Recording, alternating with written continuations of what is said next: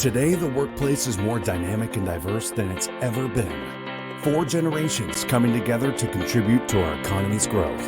But new challenges in the workplace are growing each and every day. This podcast brings corporate leaders to you, sharing solutions and strategies to enhance your company's culture and bring your people together.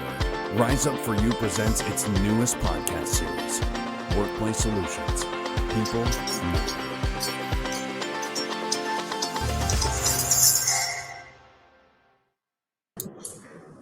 All right, welcome everybody to Rise Up For You, Workplace Solutions, where people matter. So excited today to be joined by Bryan Starr, the CEO and the president of the Irvine Chamber.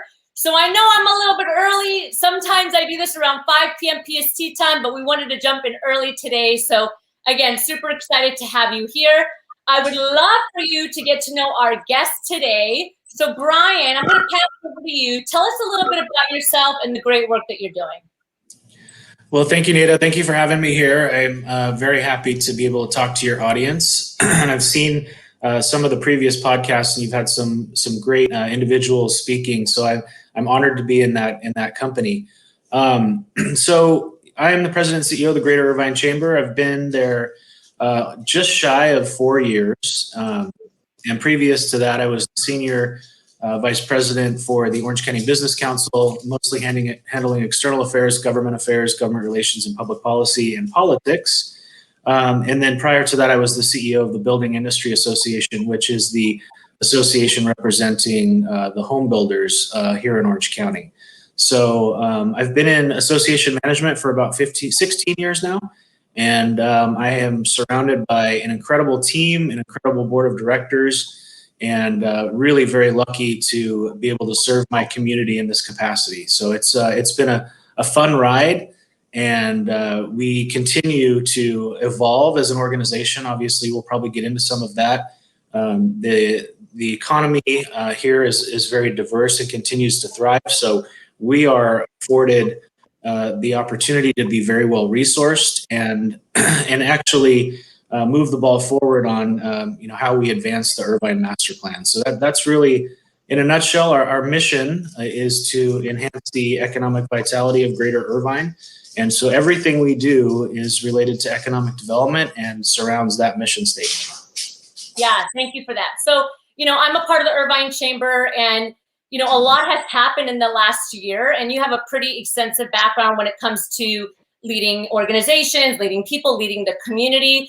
So, I'd love to hear your take, especially now in the last year, there's been quite a bit that's happened. What does leadership look like now and moving forward? Is it different than it was pre-COVID?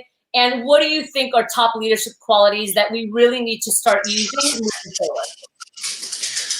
Well, I'm not sure that leadership changes necessarily. I think that people adapt.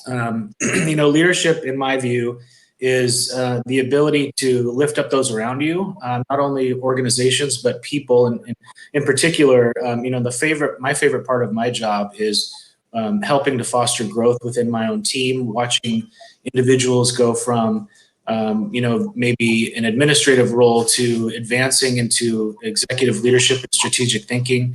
The basics of leadership, I don't think, change much, but I do think that the challenges that arise for leaders obviously are dynamic. And so that's been the biggest challenge for me, is trying to adapt to different aspects of how our organization addresses issues or problems, but also how I work with my team and how they work with their individuals that they work with, whether they be volunteers or direct reports, in making sure that we preserve and foster a company culture that can be adaptive. And I know we hear the word pivot all the time in this COVID pandemic, but being able to be that kind of a transitional leader and being responsive to the needs of the people that rely on us every day. That's really been something that is heavy on me on a daily basis, just to make sure that I'm giving the tools to the people that rely on me to be able to be successful. Absolutely. And so is there any quality that just comes to mind right off the bat that you've had to, I guess, grow or really move through during this time? I know a lot of leaders that we work with more recently have said, really working on that empathy muscle, right? Because now more than ever, empathy has to come to the forefront for leaders. Anything for you that comes to mind? Sure. Empathy is one of them. I think that, for me, is trying to understand, and I guess it goes back to empathy, trying to understand the needs and the various challenges that people might be dealing with on a personal level that you don't necessarily know in the workplace. People's practices, the things that they're dealing with outside and apart from their own responsibilities within the organization. And giving flexibility, I think, is really important, making sure that people know that they're supported in having to deal with those personal endeavors and giving more flexibility to them as they enter the workplace and try to do more with less. Frankly, I mean, we have our team unfortunately had to contract because of the pandemic, and so we have a lot of individuals that have taken on, all of them have taken on more work, and it can be very stressful, I think, for the team. So really trying to foster that team culture, really trying to make sure that they know that the people in executive leadership are supportive of them and, want to make sure they have the tools they need to get through life outside of work. Yeah, absolutely. You're speaking our language, right? Company culture, people matter, people are the professional. It goes both ways. So I love that. I know you're doing a lot of great work with small businesses, local businesses, and you're making a very positive impact. And I know for me that, when some of these challenges arise, like my go-to is the chamber. Like, what's the news? What's going on? How do we adapt? So can you talk to us a little bit about some of the positive influence and changes that you've had over the past year on businesses in particular? Like, what are some great things that you guys are up to and doing? So we're like everybody else. I mean, we have to learn as we go. There's been, the way that we do business is different at the chamber. It's very starkly different than what we're used to. I think our members miss being together. They miss being able to network and share ideas in a face-to-face setting. I mean, we certainly do everything virtually now. I think this is the fifth time I've been on camera today. But that's what we're dealing with now. So I think some of the positive things we've been able to do for the community is really partner with the city on getting resources for small businesses that reaching out to them instead of them having to go search and reach out for us. Whether you're a member of the chamber or not, if you're a business in the Greater Irvine area, we want to make sure that you have at least access to or understanding of the tools that are available to you. Whether it be small business grants or PPP loans or just an understanding of what the regulations and rules are. We've really been a hub for that and continue to be. Our ambassadors have been champions for us. As we speak, we are doing a business outreach rally, and that is being done virtually at this point in a survey capacity, where normally we would go door to door and just cold call businesses to gather data to find out what their needs are and what their challenges are. If there's an opportunity for the chamber to step in and help them with a regulatory problem or a tax problem or something like that, that's now being done virtually, and we're going to see how it goes. It's a test because we've done it differently in the past, but the data that we gather from that really gives us an understanding of the ecosystem that we're in, and it even alerts us to businesses that may be unfortunately closing down and going out of business. But it creates I think a baseline or a standard for how we understand what our business community needs. That's a Herculean effort. The programming that we do is different from how it used to be. Large, extravagant events with high production quality in a hotel ballroom with 600 to 800 people has now translated into an online forum, and we've had success with that in trying to provide the content that's relevant for the times that we're living in right now. And the reach has been strong, and I think the response has been solid. But I appreciate what you said, that when you need to know what's going on, you come to us as a resource, and that's really what we strive to be. Yeah, absolutely. It's a community, right? And it's so important. And especially for a business owner myself, I'm a small business owner, but there's times where I'm like, I don't know which way to go. Where can I get my resources? So, chambers for me and my team are really important. And you're really building a community, not only resources, but also people, like-minded people that you can connect with and kind of just gauge what's going on. So very appreciative of all of that. I'd love to jump into the power section of the interview. It's one of my favorite parts, and just do like some quick rapid questions. The first one being, if you can leave the world with one final message, I like to call it the Golden Nugget. What would your Golden Nugget be to us? Well, I think that people need to understand that your greatest resource is your people. So any leader in an executive position, I think, needs to spend, if not the majority of their time, almost all of their time, making sure that their people feel like they are empowered to make decisions, to be leaders in their own right, and then also to lift up those that may be right behind them on their coattails.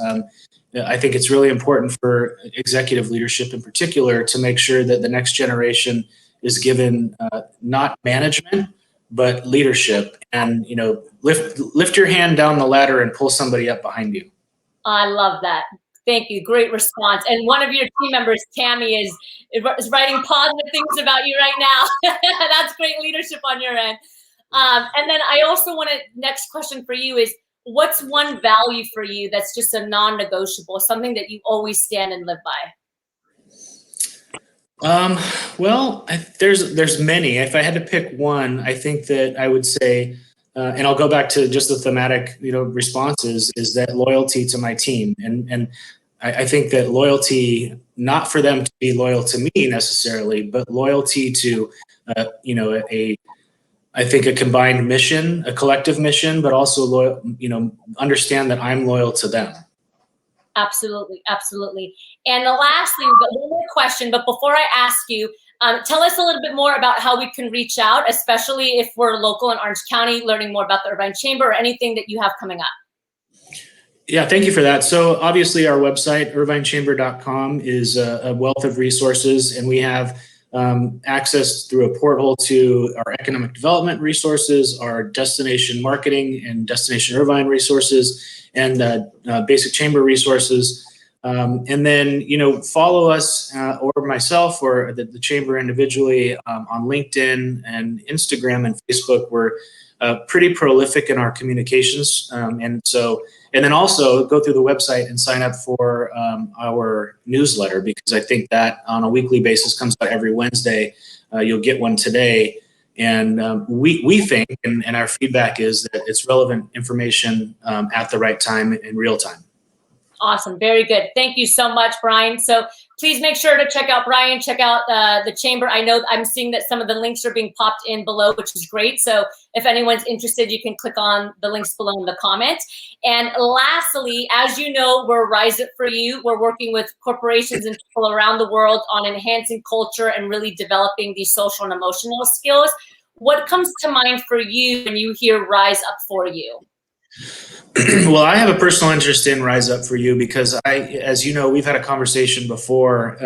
One of the concerns that I have, and I know that a lot of CEOs and executive leadership across the business community, across the spectrum, are very concerned about the emotional intelligence and emotional welfare of their teams. The potential for a breakdown in company culture because we're all kind of acting remotely.